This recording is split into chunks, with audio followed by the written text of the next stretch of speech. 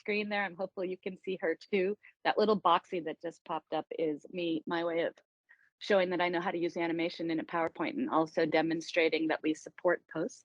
But so this is our illustrious panel.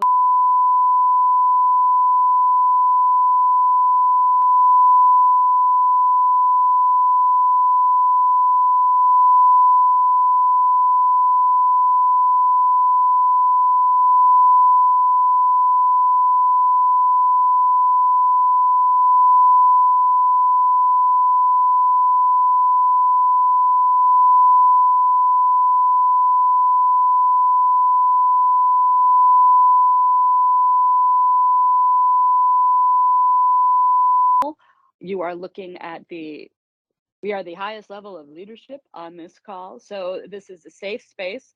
We want to pass you information. We will be monitoring the chat. And usually the chat is pretty engaging. Posts talk to each other, posts talk to us. You can ask us, you can offer us things. We're really down with seeing it's a little off. We'll monitor the chat. I'm looking at so many familiar names. It's really always fun. And we will either answer it as we go, or we'll come back to it. The presenters will go through their presentations, then we'll go through the questions. If you have questions, by all means, add them in the chat or put up your little electronic yellow hand, and we will facilitate it. So without further ado, I will pitch it on over.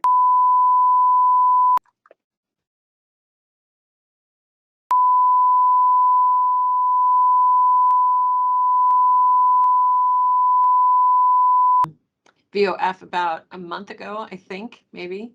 And but I'm an old DV hand, having served in FPP and working on West and Central Africa posts.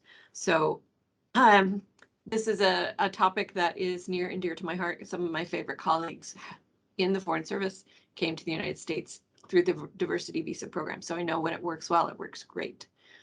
So is going to go over our first point. Take it away. Hi, good morning, everyone. Thanks so much.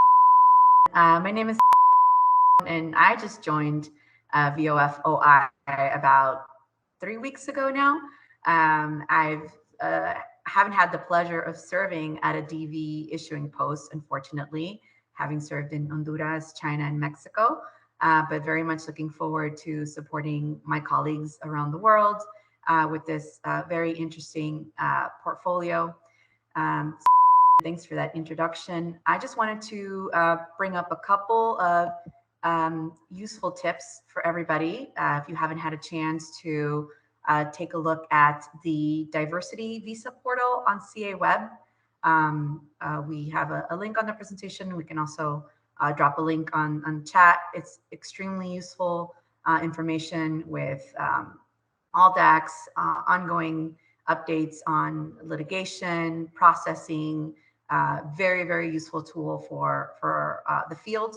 And we here are constantly updating that portal to make sure that it's useful to all of you. And then the second tool that I will mention is the wonderful Who's Who in CA, which I myself use on a daily basis to try to figure out which colleagues to ping in the various offices. And this is wonderful for you to find out, what portfolios, who do I contact for this?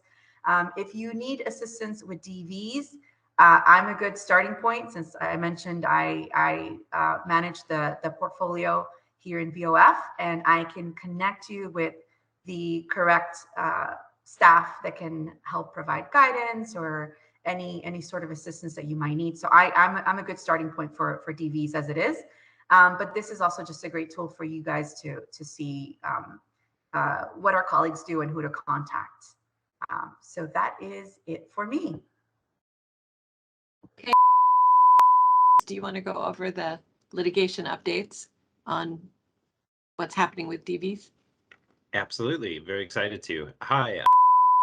I'm coming to you live from what appears to be a crawl space in Alexandria, but thankfully my background is blocked out for you. It's so great to see so many of your names. I've been with the department a while, and I oversee what used to be VOA with a partner in crime, but we are the office within LCA that works on visa litigation and advisory opinions with Post. So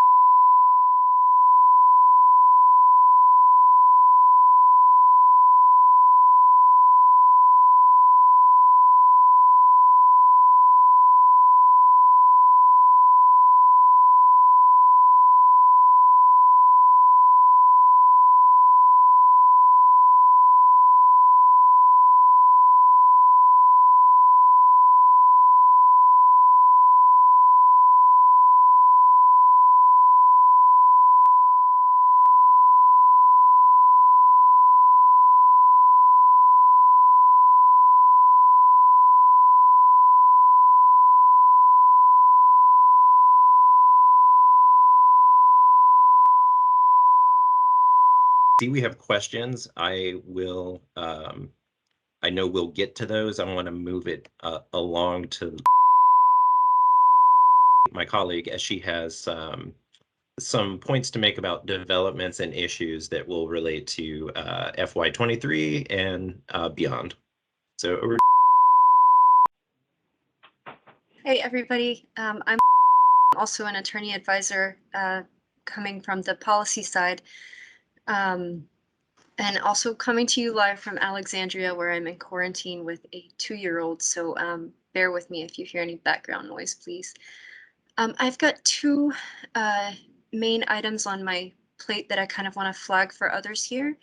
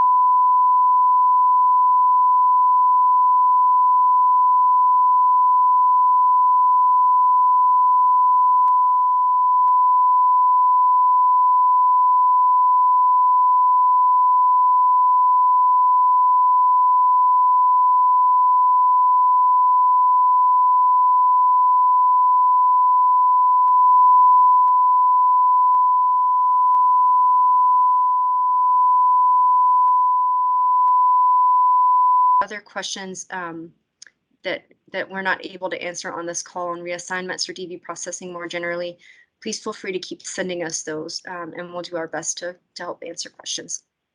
And that's all from me. Thank you.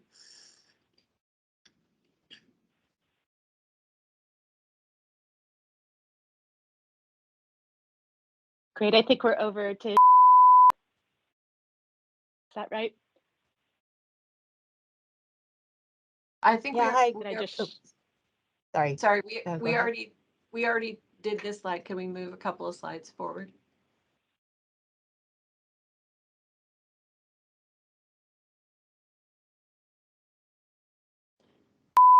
Go ahead. Oh, okay.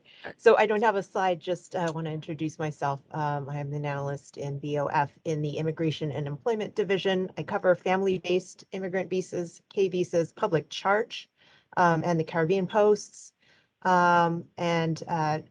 Just want to remind folks that we're here as a resource, and please reach out with any IB questions at any time. And I'm also going to speak on behalf of our NBC colleagues who couldn't be here today, and also our VODO colleagues.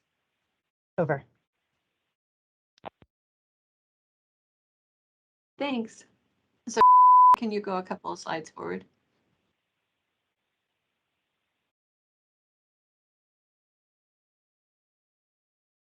Let me see. I saw that comment about refusing derivatives. I'm not sure if we covered that. We Did we say that and I missed it? No, we haven't. And I'm actually going to talk. That's why I was trying to move forward. There we go. Super. Slides.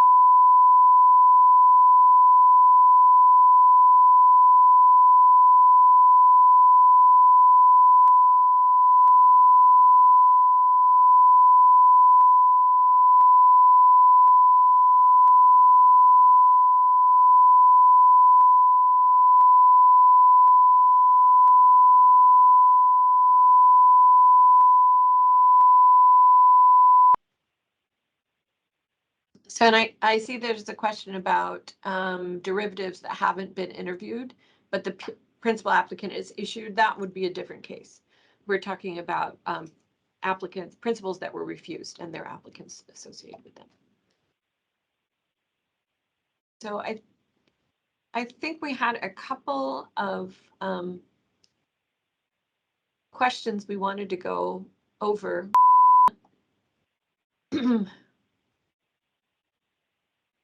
Or I guess this I one, think sorry. Go Did ahead, we- Jen. Please go ahead. I was just going to say, I think that we've largely gotten through what we wanted to say, and we're going to go into the general questions and have people answer them as the experts dictate. And we're also looking at the questions in the chat.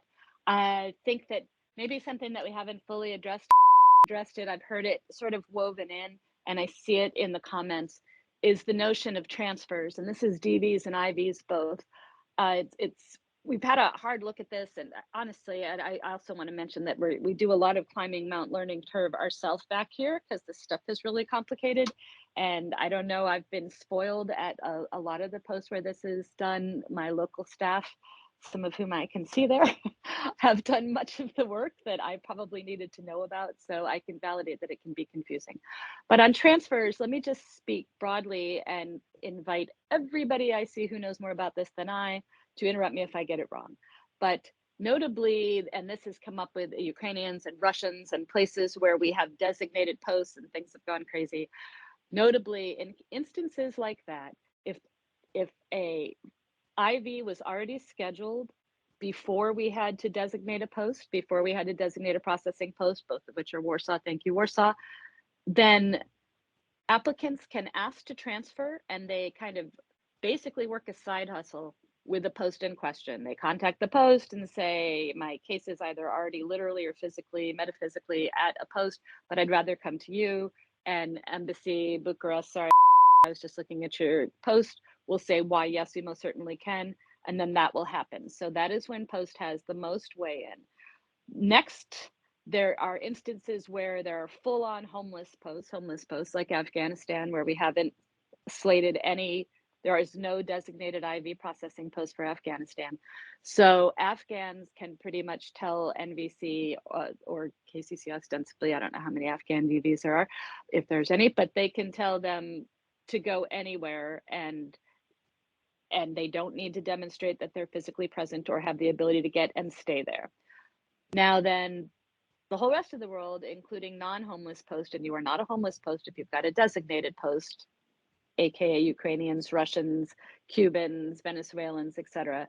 The rest of them will go to the post at which they're scheduled unless they contact NVC and say, I am physically present in or resident in this entirely other place, and here is some evidence to show that that's true, and I have the ability to stay here through the logical conclusion of my case. And if that is to the content of NVC and KCC, who has a little bit fewer staff and a little bit fewer ability to check that, but if they're able to check that, then you'll be getting it at your post.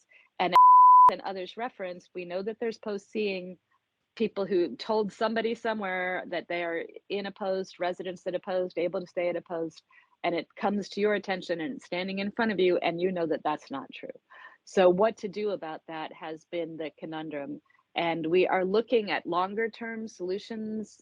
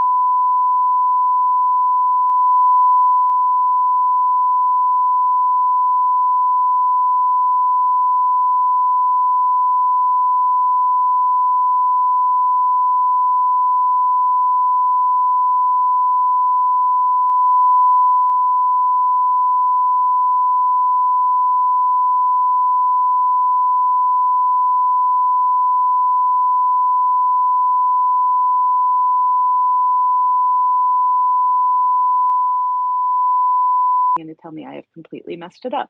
But that is my rough understanding of transfers, and it is forever causing consternation. And I think I have probably in other fora overpromised the ability to which posts are able to accept transfer cases. And that is really only in an instance where the file was already at a post or scheduled to be at a post. And in which case that is when somebody should contact you and say, hey, can I transfer?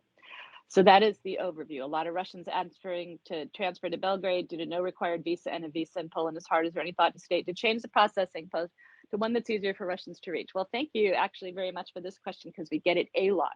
So no, there is no currently thought for designated another Russian post. And it is, I mean, it's very tricky, right? Russia is here in the circumstances that they are because of the actions of their government. And we recognize that the Russian citizens are not the Russian government. That's different. And we don't want to say, suck it, Russian citizens, your government did this stupid thing.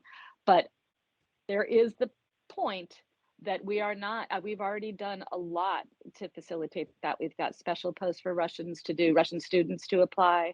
We've got a whole bunch of places where they can get referrals. We've got a lot of support. They're training Russian speakers to go to Warsaw, and Warsaw, correct me if I'm wrong, but most of Warsaw, I think all of Warsaw's local staff speaks Russian. And we made that designation back before the country who shall not be named and the dictator who shall not be named made the decision to enter Ukraine. So that was already designated, and it was already a little bit difficult for Russians to get in, although they were doing it. And I do know that it's increasingly more difficult. But right now, nobody has the resources or ability to do that. And I know it's affecting Belgrade, Yerevan, places where Russians can get in more readily. We do know that. We're watching it. Why haven't we designated a special processing post for Afghan applicants? I think looking who I know is in Pakistan and taking on just a quadrillion Afghans. I think that largely has to do with the SIVs and all of the energy putting into making sure that the SIVs get to the top of that pack, and the fact that there is not, it's trickier about, and now I'm just speaking what I think is probably true. It's trickier to talk about Dari speakers. It's trickier to say, hello, host government by national, you know, our bilateral partners. Can I interest you in attracting a whole bunch of Afghans to your country? It's trickier.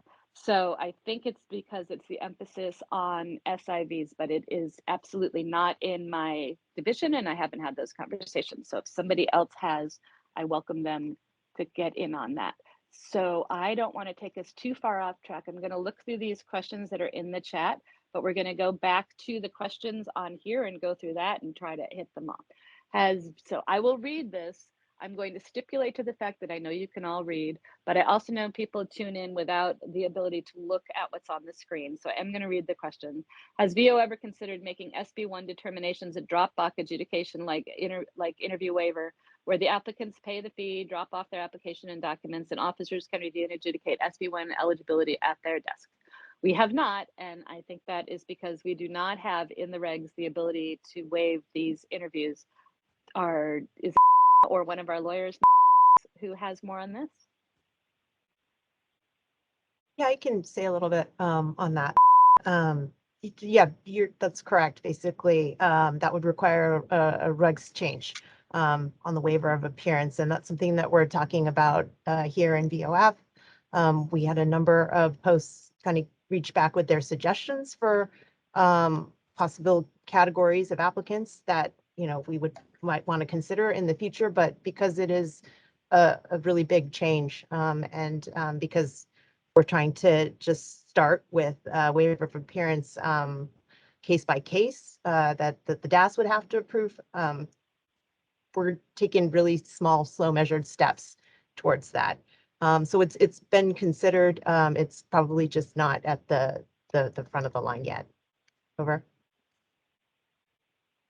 Thank you. Can we get the next question, please? Why there is no movement of the cutoff dates in family preferences this whole year? And well, that's a question that you got from DO or VO, the geniuses with those numbers. Yes, yeah. So VO, DO, our colleagues wrote back with this response. I assume they mean FADs, which I believe are final action dates. The answer to this is that there has been sufficient demand in the system to keep the family preference final action dates as is, even though the posts have lacked the capacity to use all available numbers during this year. Over. Great. Next question.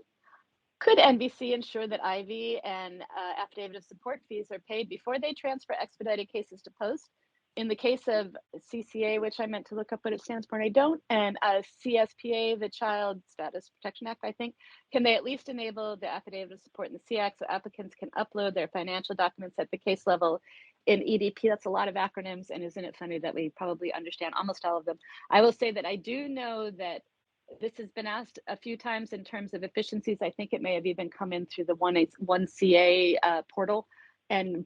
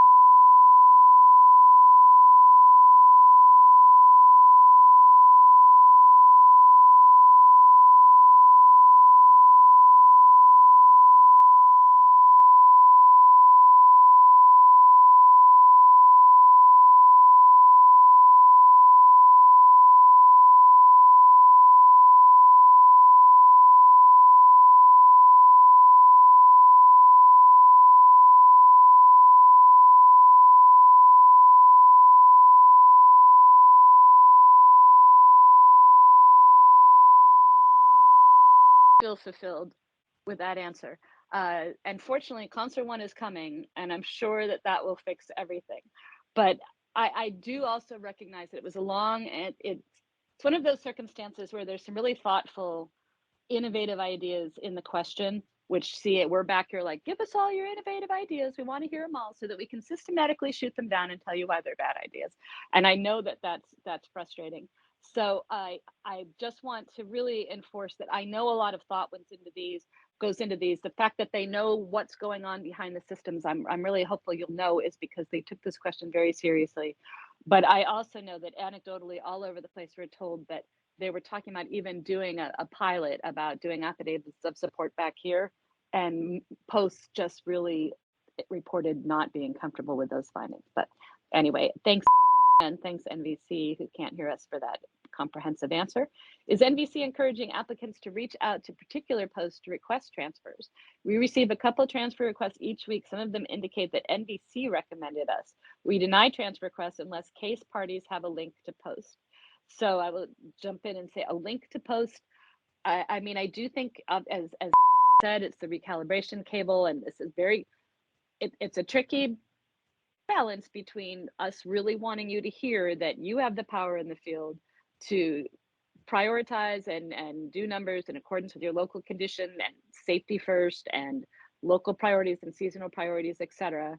But also really being grateful for you to look at global priorities and how you can jump in and fix those. I'm looking at Bucharest shaking in their boots for possibly indicating some extra capacity. And I really want to say that we are very aware of we do not wish to punish good deeds. When posts say, gosh, we might have some extra capacity, we're not like, well, that's amazing, we're going to send all of the Russians there. We will be very mindful of that. We do not wish to overwhelm people who are generous with their capacity.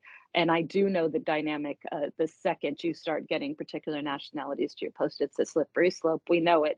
So we want to help you navigate that calculus as well. Do you have a question, an answer to this one from NBC, please?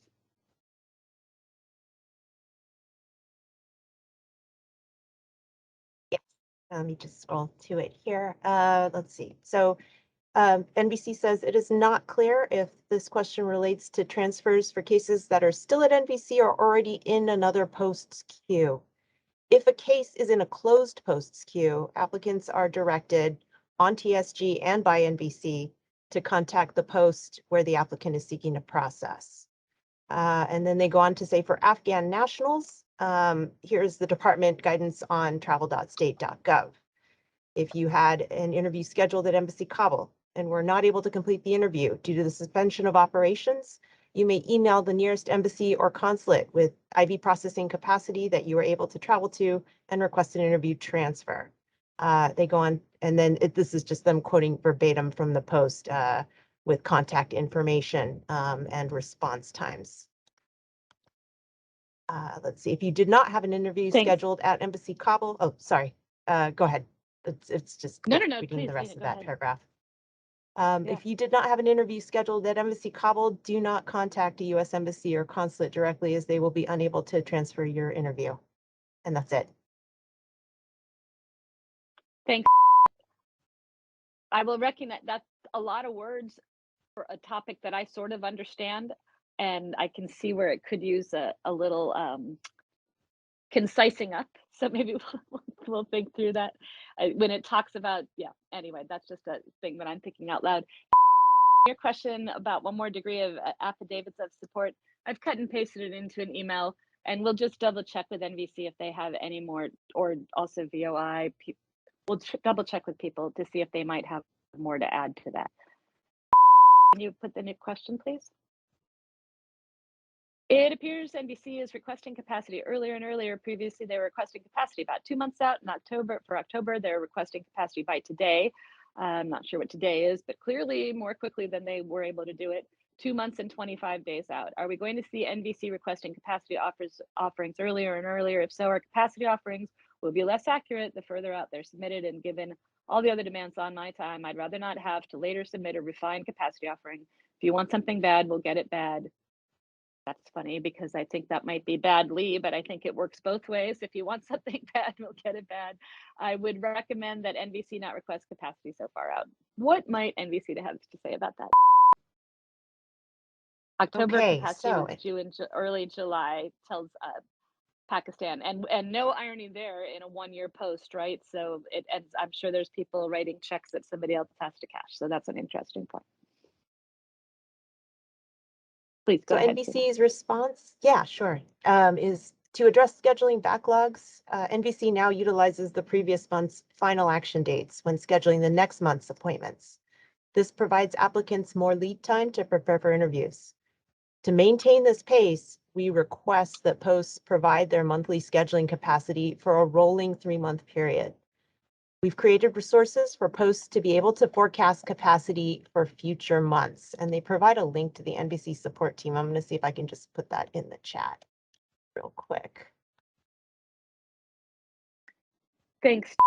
And I can see a universe in which it makes sense that a post would say generally, you know, we'll do 40 a week and something like that, and maybe with some room for revisions based on transfers, etc. But please go ahead. And yeah, they do also go on to say, if capacity adjustments are needed, we will accommodate when possible. Please note that while the capacity requests reference deadlines, hosts can respond, letting NBC know that they aren't ready and will give us specifics at a later date. Also, capacities need to be finalized by the time we begin the scheduling cycle for a given month. Hosts would be able to change and edit their October capacity right up to the time we start scheduling October interviews, which is estimated to begin around August 20th. Over. Thank you. So I'm hopeful that helps, but actually, as illustrated by the questions, I can see that it's not necessarily a one-size-fits-all policy. And NBC is very customer service oriented, both for the applicants and for the posts. So I think if it's something that you feel like you need to talk to NBC to say, this just doesn't fit for our local circumstances, can we do this other thing instead? I think they would be very receptive to that. I don't want to speak without them here, but I've just done so. So if that's completely not true, that is my fault and I apologize. But I do think that they would be receptive to hearing a construct that would work for you. Can we see the next question, please? Please clarify what it means to keep an IV case active, especially in terms of one that was scheduled for an interview and did not appear for that interview. Is it enough to send us a message each year requesting to postpone their visa appointment to an unspecified future date, or should we be holding a higher standard? In other words, is the last contact box literally used for any type of contact, even if the applicant tells us directly that they're not interested in pursuing, I just lost my own track, in pursuing their visa now, but they just wanted to hold their case for some future time? We have many cases that held on for several years like this. Is that a standard practice? I think the answer is a straight up yes, and that's fine. But does anybody else have, I would always take just a, hey, I'm still here and I love you email as something to keep a case alive. That meets the standards that I've applied in the past. Does somebody else have a better measuring stick or an actual, rule? Are you uncloaking?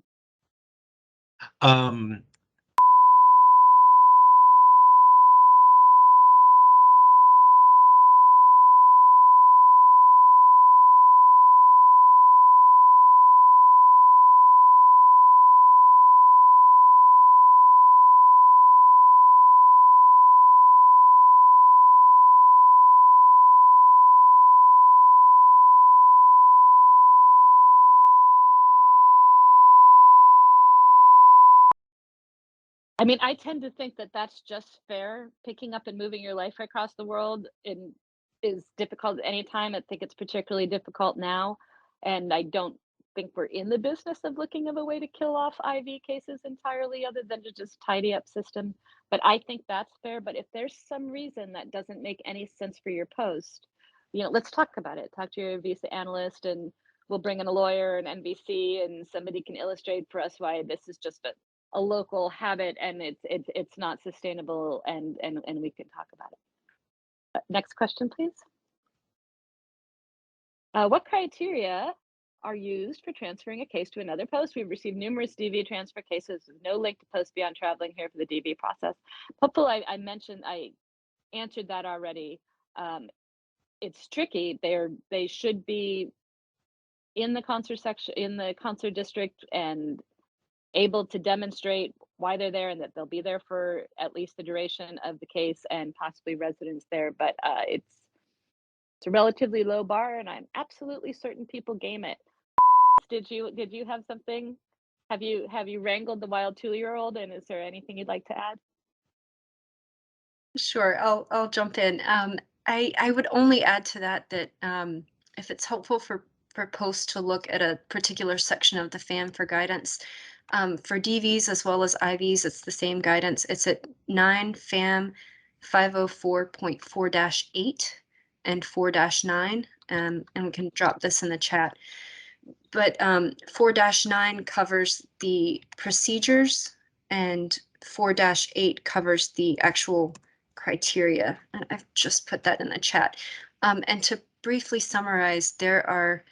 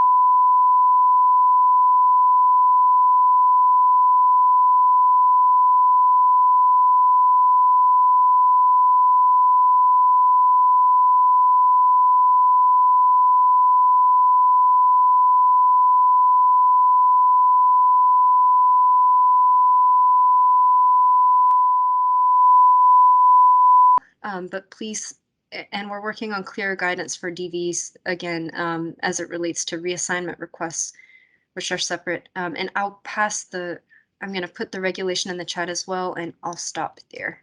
That's all from me. Thanks. I was looking back at the chat to make sure I haven't missed anything. There's a few things I have missed. I wanted to read what is written here in case anybody's missed it. VOI, the I being for, oh Lord, information, computer stuff. Just to let everyone know, VOI is working with CST, and posts should see significant improvement in the IV adjudication review coming in August, September. It's almost like IT this. I didn't know that. That's amazing. The new CCD form will look and work like the NIV adjudication form and will exclude 221Gs and no longer have pages of repeating FPU, OF I-94 lines. It is in testing, and now in the demo we saw yesterday is promising. I want to get up and cheer. So that's awesome. Thank you so much. That's really great news. All right, can we see the next question, please? And while that's coming up, I see that, is there any possibility to have some form of online or GSS-based fee payment for reissuance cases where applicants are exempt from re-interview and re-oath and only require fee payment for a new issuance? No need to appear in person, just pay a fee. Goodness, have we gone down this to try to figure it out. And also, let's remember, the fewer people in our sections, the better. We are not confident that a pay.gov operation would work for that. And if people are sitting elsewhere, transferring to like other countries, transferring to banks, et cetera, is very complicated. But I know that there's a lot of countries where you can do a cashier's check or some other equivalent to local money order, etc. But CAC and others can really help with that and see if there might be a payment option that can happen without people coming into you. So, and unfortunately, it varies by country, and a lot of times the more developed the country is, the banking is entirely virtual, and there's really no such thing as a cashier's check. But if that's something that interests you, if it's enough that it would be really mutually beneficial, hit up your VO analyst. And as was saying at the beginning, essentially, if we don't know the answer, we probably know who does. So we can hunt it down. That's true in a lot of stuff. We don't know the answer, but we can probably chase it down. We're a good stop for that. Alrighty, information management and liaison. Thank you. I should have known that file. Thank you so much. Next question. Should we request SAO expedites for DV cases in an effort to be able to process prior to the end of the fiscal year? This question was out of Dar es Salaam, Asante Sana, and we also saw it. I'm not even sure where this came from. But before I will attempt to read or ask if he has it handy to read the actual response that we got from our SAC colleagues. SAC is the security advisory people and clearance people. I will say that an expedite for everybody is an expedite for nobody. So that's relevant to a whole bunch of stuff. And so no, please do not expedite all DV cases. Also, to encapsulate what it's going to say is SAC is in the habit of expediting to the extent that they can DVs toward the end of the fiscal year. Is there more to communicate on that? Yeah, that is the gist of it. So SAC leader.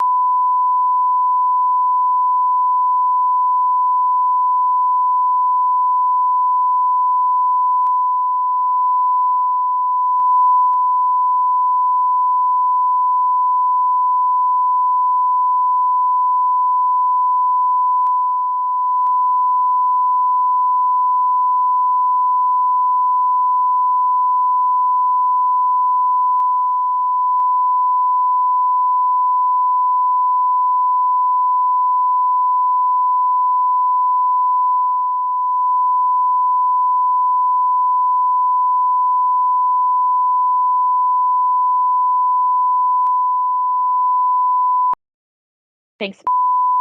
Next question, please.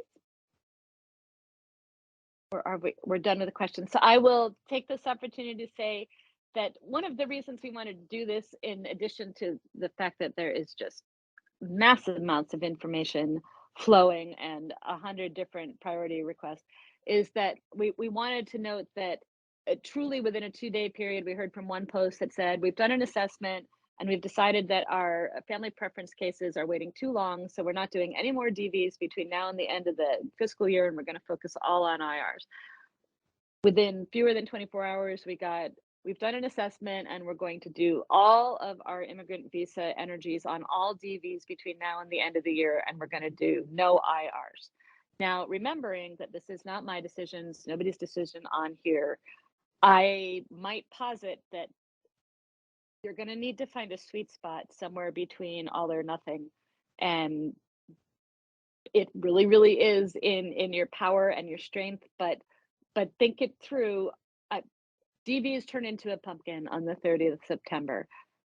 Immigrants have been waiting for just entirely too long. That's absolutely true. But them waiting a couple, 3 more months versus somebody's opportunity over forever might be something that you want to weigh, but the answer is probably somewhere right in the middle there.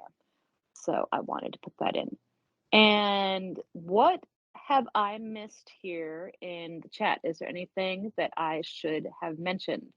There is one additional question about the passport rule that came in. Yes, please. There sure is. Take it away. Do I know this answer?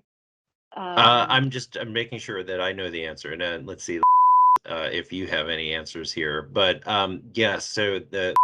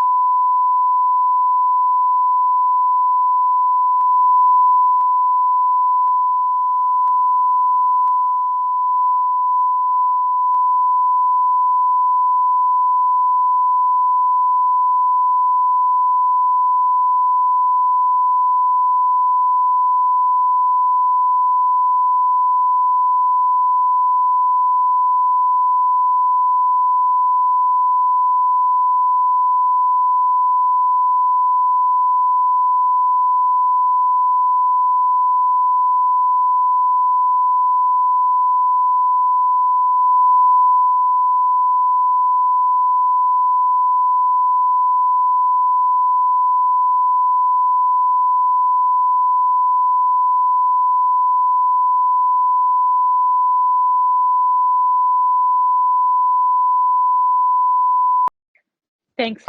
See too that there's a question. Do we have if the principal applicant has refused 203C or 204I, the correct refusal code for derivatives is still 221G, correct? And I can see that there was an answer given by an illustrious expert on this. It says, yes, 221G is the best and only answer. Goes on to say, now that we've decommissioned at 5A for DV cases, there's really isn't another good option. And I'd like to take this opportunity to say I had no idea we decommissioned 5A for DV cases. So you learn something every day. So I'm very glad that people asked that question and that it was answered by people who actually know. It's a good example of how I get myself in trouble when I'm answering things that I think I know the answer to, and I don't. I can see also in the chat, and I love it when this happens, I can see Frankfurt's talking to Bucharest and Pakistan's offering some examples. And this is another reason we do this. By all means, phone a friend. And if you want to build a regional teams group or a functional teams group and talk amongst yourselves and share strategies and invite us to weigh in, absolutely, this is what we hope comes from things like this. So thank you so much for that. And I am going to move to wrap it up unless there is something that I just completely skipped over here or something that you'd like to say. I think we got the gist of most of your questions. Going to owe you a better answer on the affidavit of support question. And otherwise, I think we've hit the highlights. WHA-IV Chiefs team, if you're in the region, it's a great forum. I have absolutely no doubt that that is true. And even if you're not in the region, maybe you can review the chat and share strategies, share triumphs, share trials. Absolutely, I really hope that happens. And so I just want to thank everybody for joining us. I want to thank the chat and everybody here for being so engaged, asking such thoughtful questions. If we missed it entirely, let us know, hit us up, we'll find it out. And welcome to see it wasn't so bad.